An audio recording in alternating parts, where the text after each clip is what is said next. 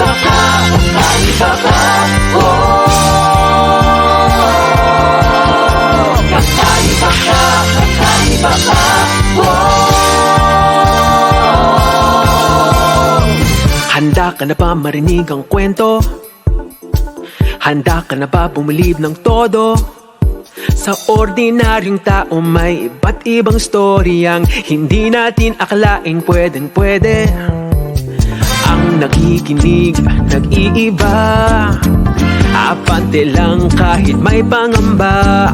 May aral na pulot sa istoryang dulot ay sagot sa mga ating inaasahan.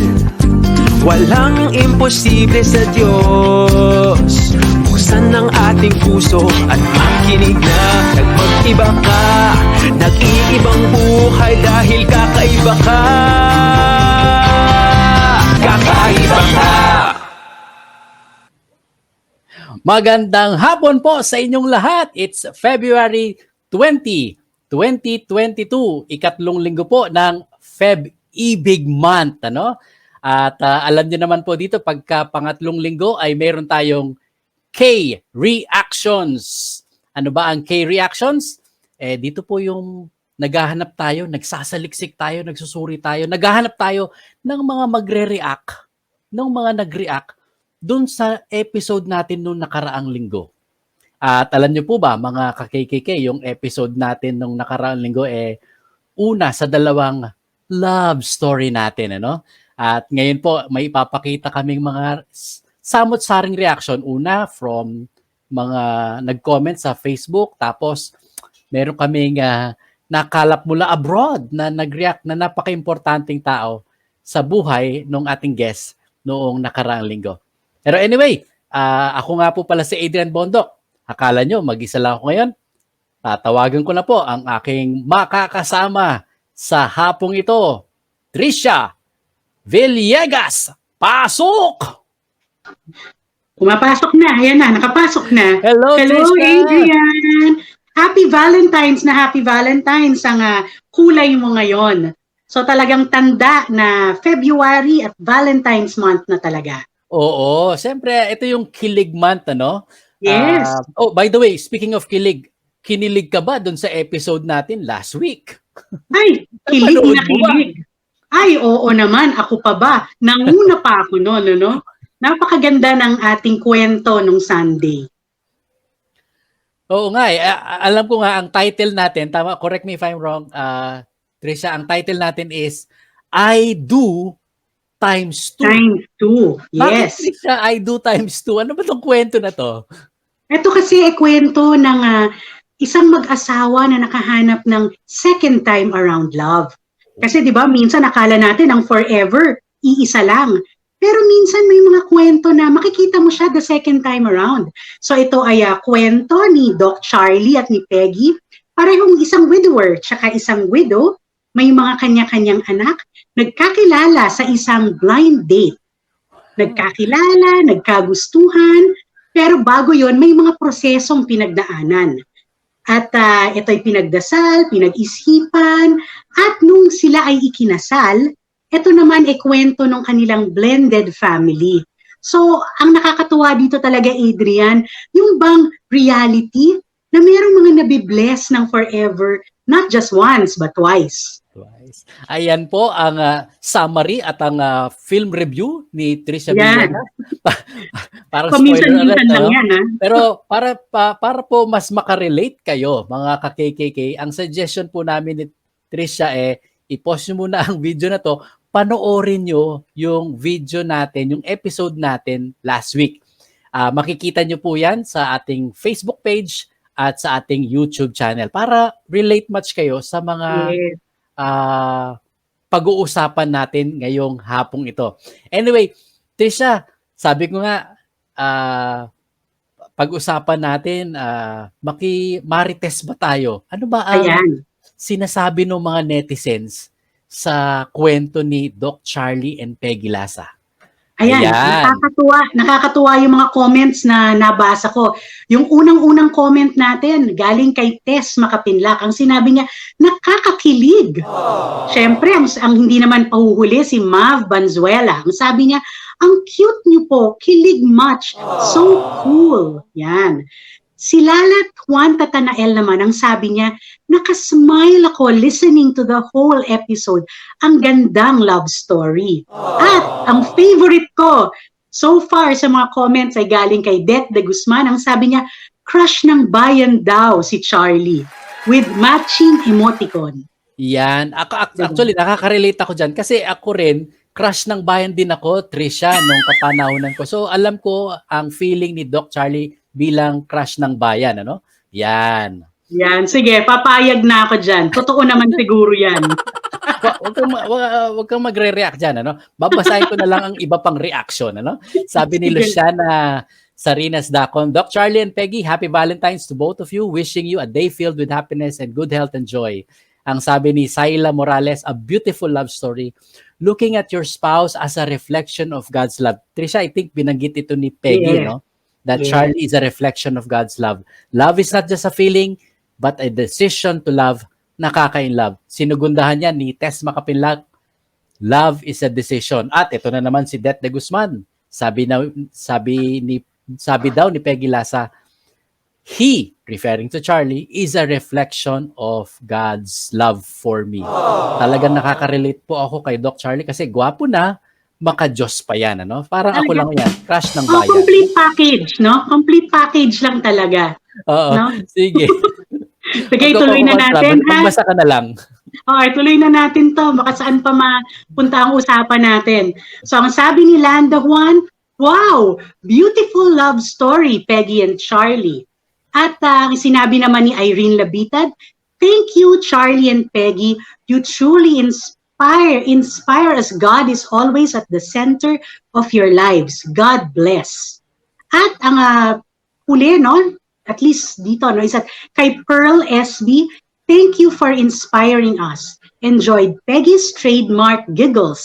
You definitely got me with Elise's I love you story. At may kasamang hashtag. Ang hashtag niya, hashtag couple goals. Oh, Ayan, talaga meron naman. pa tayo ba? May, Meron pa, may diba? mga huma-hashtag pa. No? O, ito pa. Babasahin ko pa yung ibang mga reaction sa netizens, Trisha. Torre Grossa Kerwin, very inspiring, Peggy Lasa and Charlie. Ang sabi naman ni Marlene Esguera, you're really meant to be. Yan ang sinasabi mong forever. Ano? Yan. Oo, forever talaga. Yes, may God bless your marriage more and more. At ang sabi naman ni Tess Pelejo, thanks for sharing, Charlie and Peggy, inspiring. Thumbs up pa yan, ano? Yes. Trisha, meron pa. Ito, maganda yung sinabi ni Maripaz Serame. Ang sabi niya, relationships remain strong with the Lord in the center, just like the adorable couple. Totoo yun, no? Totoo At yan. sinigundahan din niya ulit. Enjoyed your story, Doc, Charlie, and Peggy. Lots of lessons learned from your sharing. At siya pa rin ulit. Amazing love story when God is involved. Thanks for sharing your love story, Doc, Charlie, and Peggy. Alam mo, Trisha, kakaiba rin itong si Maripaz Serame. Ano? Talagang paulit-ulit niya yatang pinanood yung episode natin. Kaya paulit-ulit rin ang kanyang comment. Pero maraming salamat for sharing your reaction sa atin, Maripaz Serame. At ang panghuling reaction natin, Trisha, is galing kay Veronica Tuazon Castro. Kakaiba talaga ang Lord. Walang kapantay. At yun naman, Trisha, ang ating gustong i-relay sa ating mga manonood, ano? Na totoo, kakaiba ang storya ni Doc Charlie at Peggy. Pero naging kakaiba lang ang kanilang love story only because they trusted a God who is really kakaiba rin. At sabi nga ni Veronica, kakaiba talaga kapag nag-work si Lord, walang kapantay. Yan po ang mga nakalap nating mga reaction sa ating FB page. Ngayon, Trisha, ay mapunta na tayo sa ating nakalap na video. Ito pong video ito, Trisha, mga ka-KKK, ay video reaction na galing pa sa abroad. Ha? Yes. Galing pa sa abroad. Ito po ang, sabi ko nga kanina, malapit kina Doc Charlie at Peggy kasi siya ang panganay na anak nila. And we invited Carlo to share with us his reaction noong mapanood niya ang episode ng kanyang mga magulang. Ano? So, Trisha, mga Yes. ka-KKK, panoorin Panoorin na natin natin. ang reaction ni Carlo Lasa. Peggy didn't have any problems at all with my youngest one, with Christopher. Christopher liked her from the start. With Carlo, my eldest, he asked me to hold off for another 5 years. Yeah, I think when I first found out, I was a little like, oh, it's too soon, because my mom had passed away for probably around maybe 2 or 3 years at that point. So I was sort of like in the same boat as Elise at the beginning. I think it was different for me because, yeah, I was like 14 or 15 at the time, and so I really had like a lot of memories with my mom. Whereas Chris, when my mom passed away, I think he was 6 years old, so he barely remembers anything from that time. So yeah, like it was a lot harder for me to accept at the beginning. But at the same time, like, I was in my teenage years, I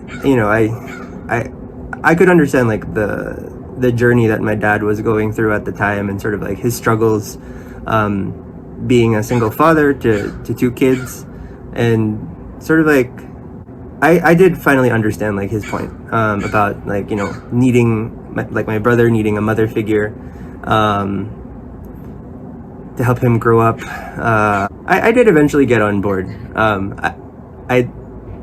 I guess like I wasn't as dramatic as my sister, and so maybe like any protestations on my end were largely like more toned down and internal. So Peggy's family would go on vacations, family vacations in Nasugbu. They would invite us because they also wanted to know me and my children. So that helped a lot, especially with my children.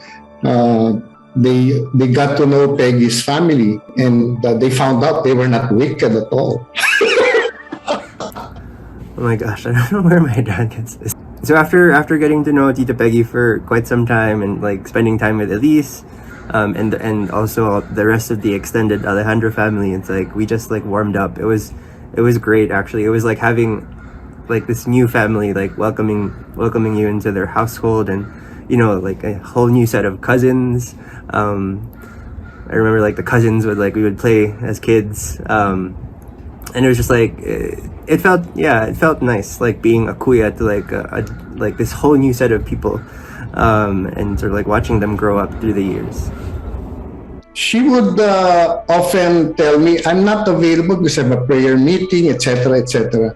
So it seemed that her prayer group really was something that was taking up a lot of her time. And I wanted to find out, what is this prayer group all about? Beyond the Alejandros, actually, like, life in community was really good for my dad as well. I think when my mother passed away, like he went on this like spiritual journey, trying to figure out like you know, sort out his faith, and I think like having Tita Peggy and sort of like Ligaya around the community to sort of like help strengthen that really helped him a lot, and help him develop and mature as a person, as a Christian, and I guess like that was sort of like another thing that sort of worked in Tita Peggy's favor, is sort of and sort of like made me warm up to the idea of them getting married and living as a blended family. Like having that like foundation and grounding in community really helped my dad. And I treat all the titos and titas and all my friends in Ligaya as like extended family up to this day. Oh my gosh, this wedding photo. So at this time, I had already like, I was fully on board of sort of like our two families blending together and my parents getting married. But I'm the only one not smiling in this photo because 3 weeks before that, I was in a car accident where my face hit the dashboard of the car, and like my teeth was all messed up, and so like I couldn't open my mouth during the whole ceremony, and so it looks like I'm not happy, and when in fact I was, but I just couldn't smile or laugh because like smiling or laughing was really painful. Oh man.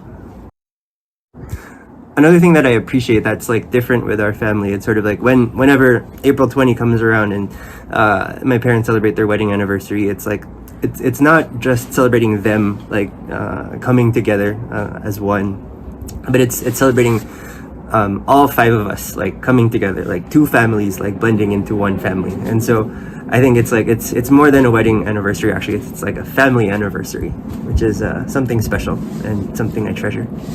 I think it was also pretty cool that like when our family did come together, like, so me and my brother, we have a 7-year age gap, like and so when with Elise coming in, she's actually right in the middle of me and my brother, and so it felt like, yeah, it felt like there was like something incomplete, and then like after we came together as a family, like now we were like complete, like all the jigsaw puzzles like fit together, which is nice.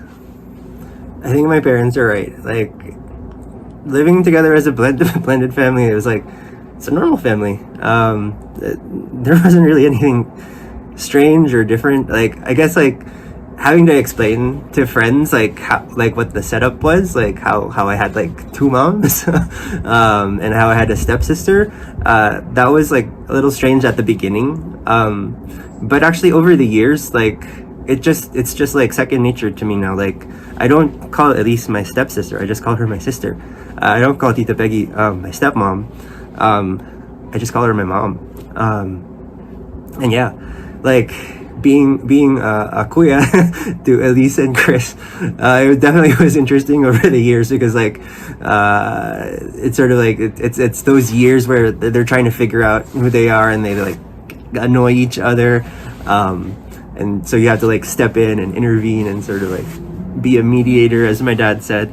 But actually, like now that we're all grown up, like definitely I can see like Elise's influence in my brother, and vice versa. Like my brother likes so like a bunch of sports that my sister does. They share like a lot of things in common, and yeah, it's always fun. Like vacations or with the family are always fun. We had never expected that she would say, "I love you, Tito Charlie." So it was such a wonderful confirmation that, you know, when you believe that this is what God wants and you follow it, siya nang bahala. He will put things in order. Yeah, I agree with what Tita Peggy said here. Like, at least like really did a 180 when it came to my dad and her relationship with my dad. Really, it was like a rocky first like year maybe, trying to just get used to it. But like over the years, like I've seen them just like become closer and closer to each other. And yeah, it's just like any normal father-daughter relationship. But I think the difference for me the second time would be that I had to pray to deal with my fears of losing a husband again. Of course, alam ko na napakasakit, di ba? And so I felt that it required so much courage to do it again, because I felt there were no guarantees. Some of the big lessons that I've learned from my parents' love story really is, you know, no matter how you like try to plan things in life, like life will throw you curveballs, and you know, just you have to react to them. And you know, I think like one thing I appreciated with Tita Peggy was like how grounded she was in her faith and how strong her values and principles were, and that really echoed and emanated through the relationship and into our family.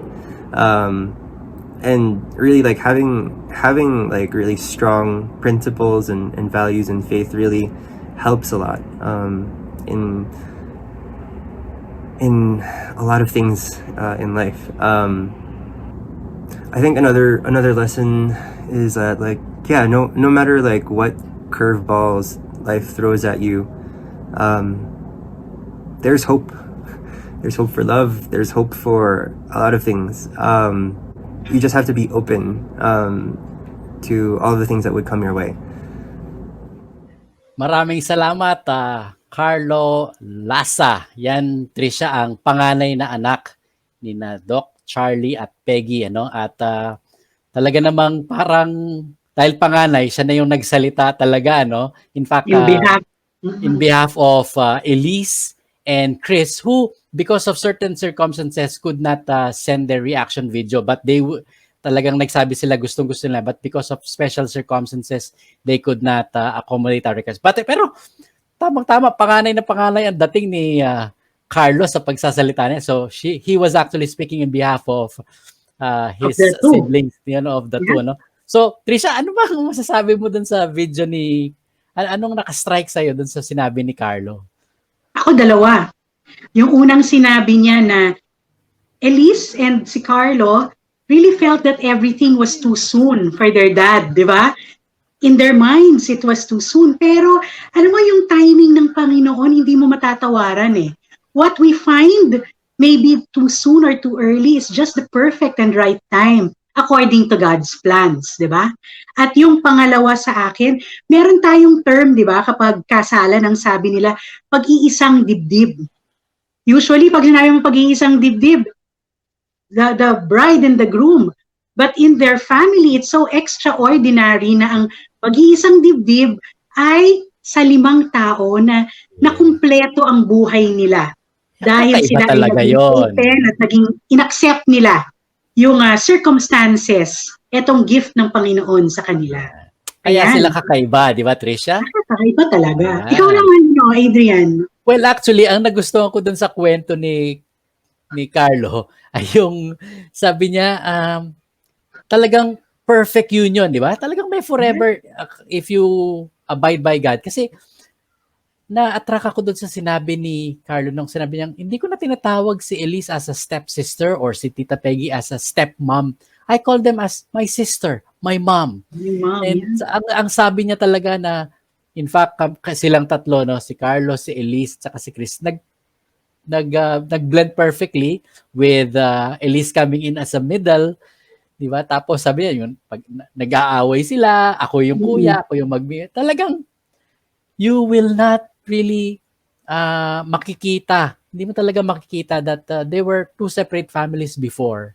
Talagang from the very beginning, talagang alam mong they were blessed by God. Talagang fully, completely blended. Ano? Yan. Pinagtagpo. Diba? Pinagtagpo at pinagbuklod. Yan. Diba? Ayan naman. So, maraming salamat, Trisha. So, mga ka-KKK, as we said, yan pa lang po ang una sa dalawang love story namin dito sa... Oh, meron pang isa. Alam mo ba, Trisha, kung ano yung ipapalabas natin next week? Ay, kinikilig ako doon. Ibang level ng kilig. Wala mo ng spoiler alert, pero ano bang meron doon? Ano bang meron doon? Yeah, pero walang spoiler ha. Sige.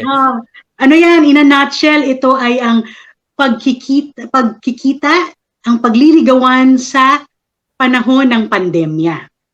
Yan. Hindi naman siguro masyadong spoiler yan, di ba? Oo, a love story yan during the pandemic. A love story during the pandemic, ano? Grabe to, ano? Paano sila? Anyway. Yun na panoorin natin. Panoorin niyo po sa susunod na linggo yan, sa February 27. So susunod, watch it po dito sa Kakaiba Ka Facebook page at sa Kakaiba Ka YouTube channel. Linggo rin po yan, alas 4 ng hapon. Ayan. So Trisha? Imbitahan ko uli kayo. Please don't forget to like, share, and subscribe to our Facebook page and YouTube channel for more inspiring and kakaibang stories. Ayan. Maraming salamat, Trisha. Ay, At Maraming salamat, Adrian. yan. At sa ngalan po ni Trisha, ako naman po si Adrian Bondok. Muli po, samahan nyo kami dito sa Kakaiba Ka para tuklasin ang maraming mga kakaibang kwento na kapupulutan ng aral at inspirasyon. Marami pong salamat at kita-kita po sa susunod na linggo dito sa Kakaiba Ka!